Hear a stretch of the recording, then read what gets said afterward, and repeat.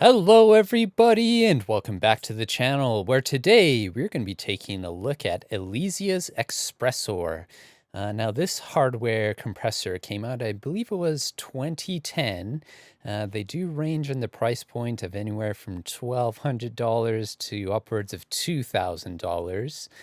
So it is a very, very affordable signal processing unit. So this one is a compressor, so it compresses the audio signal. And I believe the architecture of the design of the Xpressor was kind of cloned off of the Elysia Alpha compressor, which is a very high-end compressor mastering unit that is kind of like very elusive in finding them in studios.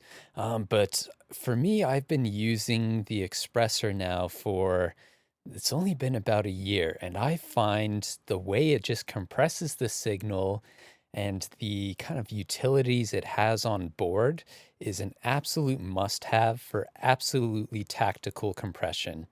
So let's get into it.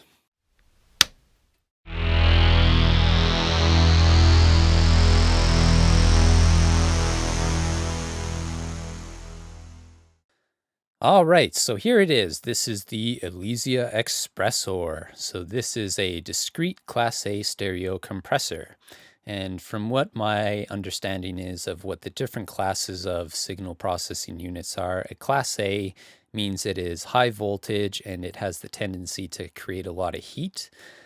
So with that, you get, in a sense, premium circuitry, so to say, nice juicy circuitry. So anyways, we'll go from left to right on what everything is going on here. So from the left, you get a threshold. Next over is an attack. You get a release. You get a ratio.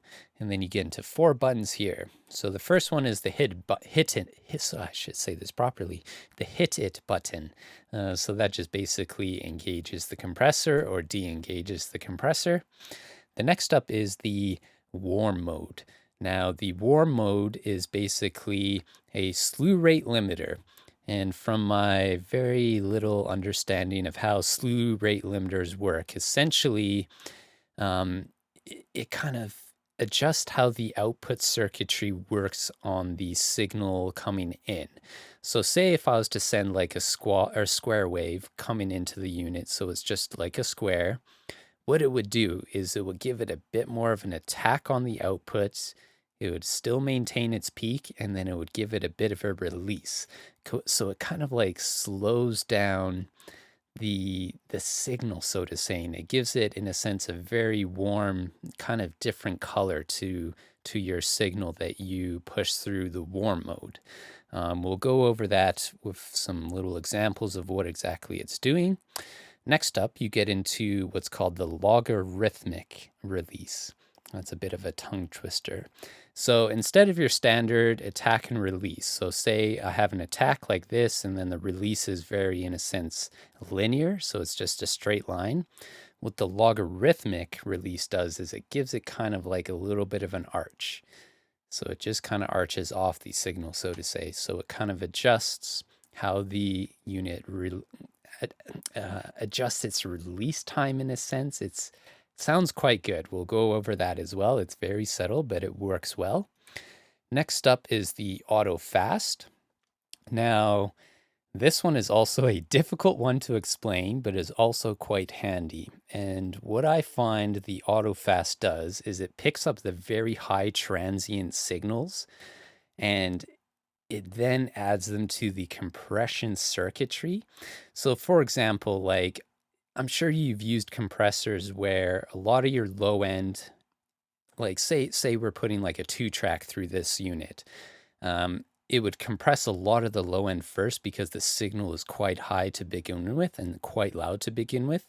And as it goes down the spectrum, sort of like your high ends or your hi-hats in the high end is the last thing to really start to get compressed when you turn down the threshold. So what the auto fast does is it finds those very fast transients throughout the whole spectrum, and it kind of adds it to the compression signal, which is very handy for drums. We're going to go over a couple of drum loops through this in a minute here. But yes, let's continue. the explanation. So the next up is the sidechain filter. So basically you can adjust the cutoff frequency of where the compressor will engage. The next up is the gain reduction limiter. Now this is also brilliant. I have not seen this in any other unit. And what the gain reduction limiter does is, say you're compressing and you can see the threshold of its compression.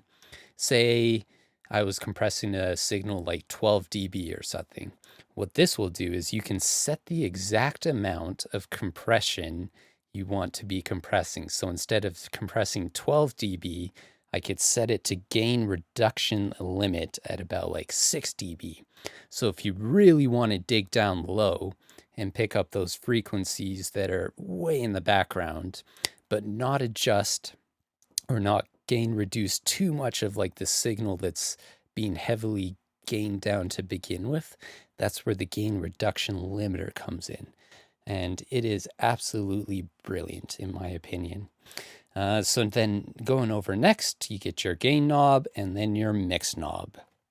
So with all that said, let's just play a little bit of drums through this. Very simple little drum loop. All right, let's engage the compressor. So right now our mix is 0%. So I'm going to turn that all the way up to 100, and then we'll start turning down the threshold.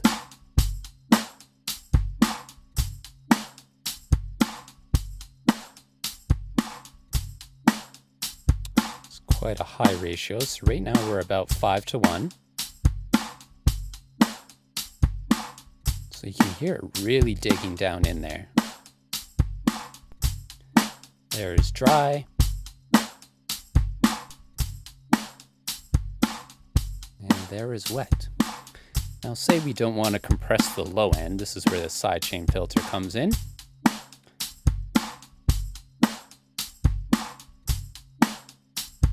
Let's set that at about 160 there.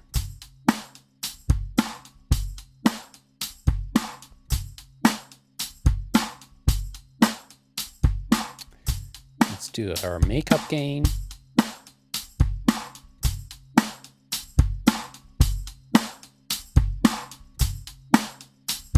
A little bit more attack, a little bit slower release.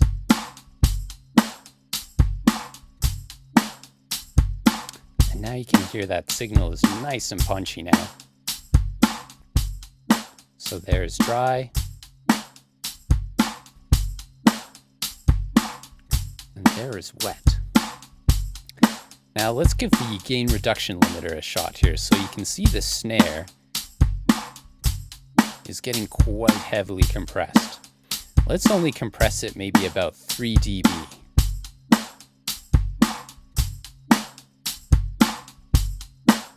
So there you can hear the compressor really starts to dig and doesn't cut off a lot of that snare.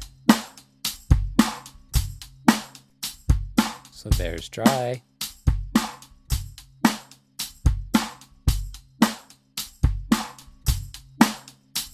There's wet. You can hear now how the high end is like very well balanced in this kind of like drum loop.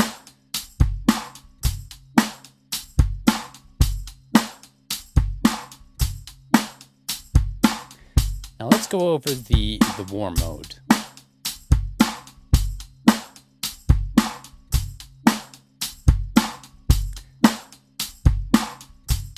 So there's dry again. And here is wet.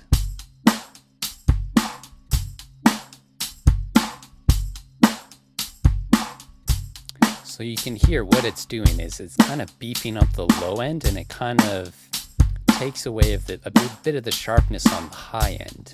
It's really hard to explain what that's doing. It just basically adds a lot of, in a sense, lower and mid-range color to the signal and kind of balances the highs, in my opinion. Now say we want to do a little bit of logarithmic release.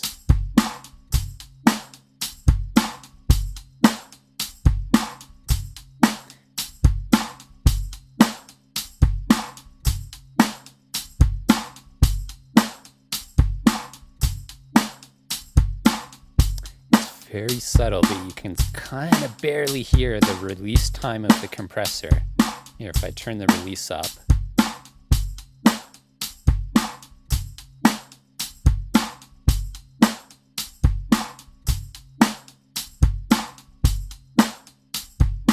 You can hear it kind of like fade out in a sense. It's very subtle, but it is a very nice little effect. Now, the next up is the auto fast. Now, this is where I say the hi-hats start to really get compressed.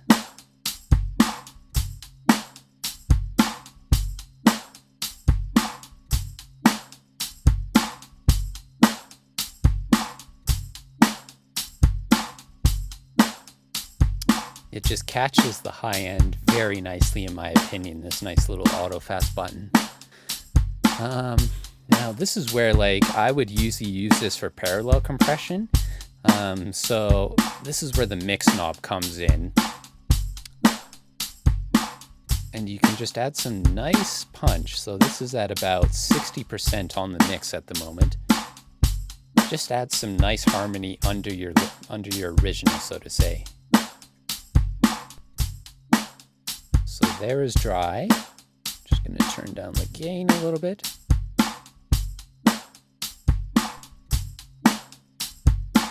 And there is wet. Just add some nice little color to the signal.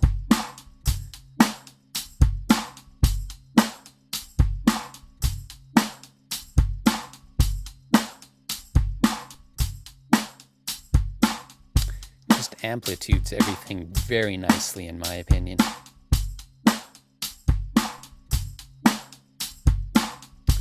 So that's it on the drums. Let's keep the same settings, and I'm gonna play a bass loop through this.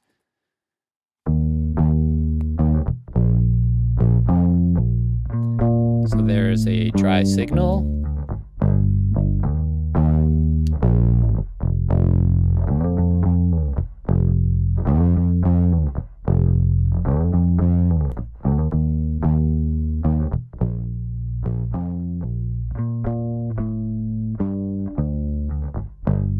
So it really digs down there.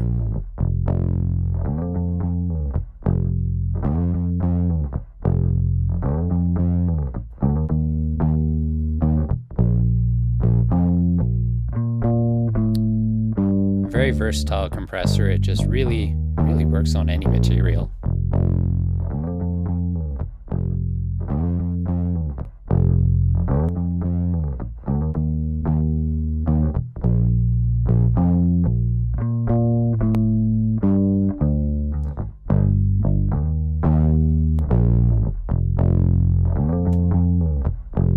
Very subtle on the bass, but it just really digs down to get that high end out.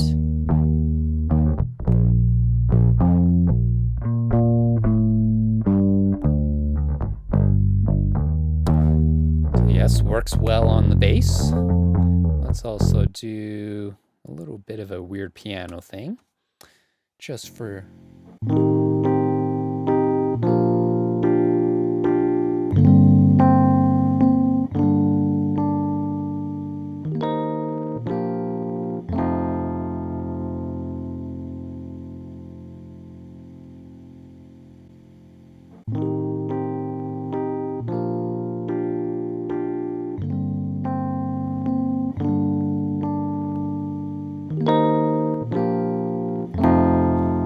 really catches those peaks very nicely. And you can hear the noise floor on this sample, how far it can dig before it really compresses the signal quite a lot. So there it's about the same volume, so this is dry.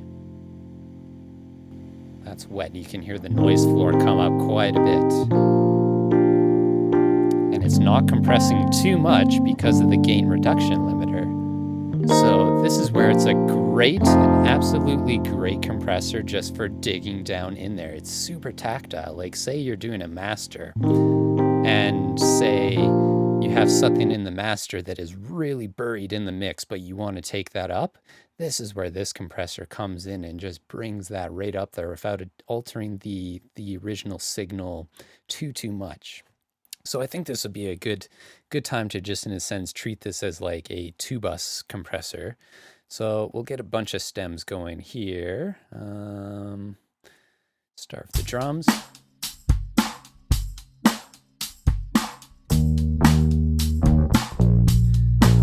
A little bit of bass, so there's no compression at the moment.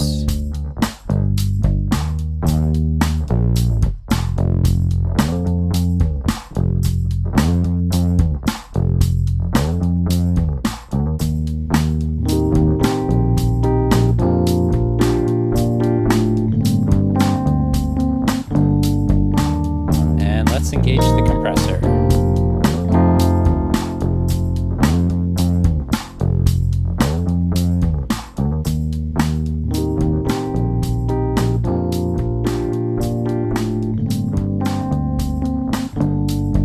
And let's not compress the low end too much.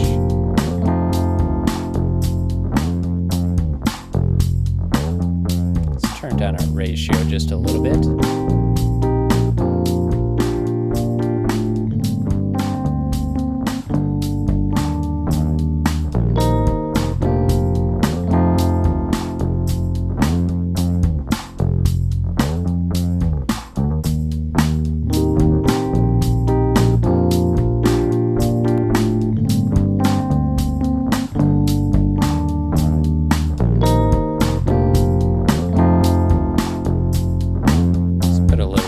Warm in there.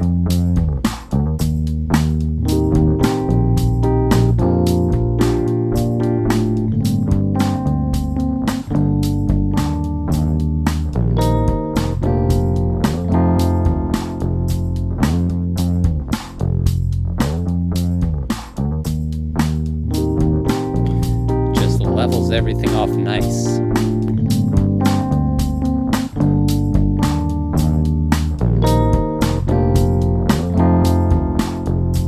Add some nice color in the mix. Let's say we just wanted to do a parallel mix.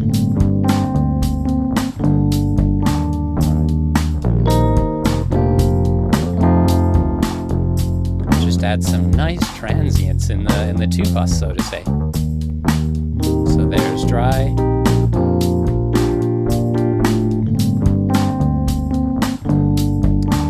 Piano's quite loud.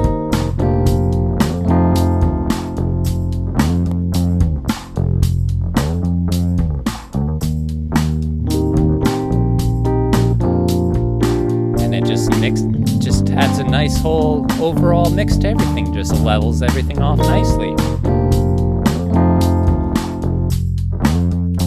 That's pretty much all I can really say about this compressor. It is just super precise. It just does an incredible job at compression. It's in a sense a must-have tool in a mixing session, in my opinion. Every now and then I'll even use this on mastering, like I said, to really dig down and grab those things that I feel need to come up in the mix. This is, in a sense, my go-to for doing that in a mastering session. And for mixing, like I say, I use this for parallel drum compression, as it just is really nice and punchy, and I really like the warm mode on the drums. It just adds the nice punch and mid-heaviness in the signal that I feel drums always need, and just the way it kind of digs into a drum 2 bus, it just balances everything else really nice, and it brings up the highs quite a bit, and even the warm. Like, say you're putting a digital drum sample hi-hat through this, hitting that warm button just kind of gives it that nice little sparkle and sheen, and just makes it sound like it's not coming out of a computer. I would give this compressor, like, honestly, because it's so good and so versatile, I would give this a perfect score. There is absolutely nothing wrong with this compressor. It does as it's stated. It can be ultra transparent, or you can add that little bit of color. You can just tone shift and transient shift any sort of signal you put through this unit. And for that reason, that's why this one gets a perfect score, because it is a ultimately perfect compressor, in my opinion. So there you have it, my completely unbiased opinion on the Elysia Xpressor. Is it worth it? 100%. Like coming from using a lot of digital compressors to then using something that is on the high end, kind of like quality spectrum of very good compression, a digital compressor, even though they are so precise, does not sound nearly as good at the compression job as the Elysia Xpressor. It is, in my opinion, an absolute must-have for any studio out there. Um, I've personally not used an alpha compressor, but based on the fact that the Xpressor has that same magic mojo that the alpha compressor has, I would really one day like to try out an alpha compressor just to see how good that thing sounds. So go out and buy one. Sometimes they do go on sale. Like I know Elysia did release the Neo Xpressor pretty recently, so there was a good chance to get a very good deal on the original Xpressor. You could get them from somewhere from like $1,000. Look on Reverb, you could probably find some good deals, I'm sure. Um, but yeah, that's it's just the ultimate compressor. Maybe it could very well be the ultimate compressor. It just does what is advertised, and it does it in a very well German engineered way. So with all of this said, I hope you guys enjoyed this video. Please make sure you subscribe to my channel as I'm trying to get to the 1,000 subscriber mark. And let me know down in the comments what compressor or what outboard gear you guys are using. I would love to hear your thoughts and opinions of all the different things you can do with outboard signal processing, I should say. So let me know down in the comments there. And until next week, where we are going to be going over, this is going to be a fun one. It's going to be the Behringer 2600, the Behringer's clone of the ARP 2600. I hope you guys have a good week, and I'll catch you next time. Bye-bye.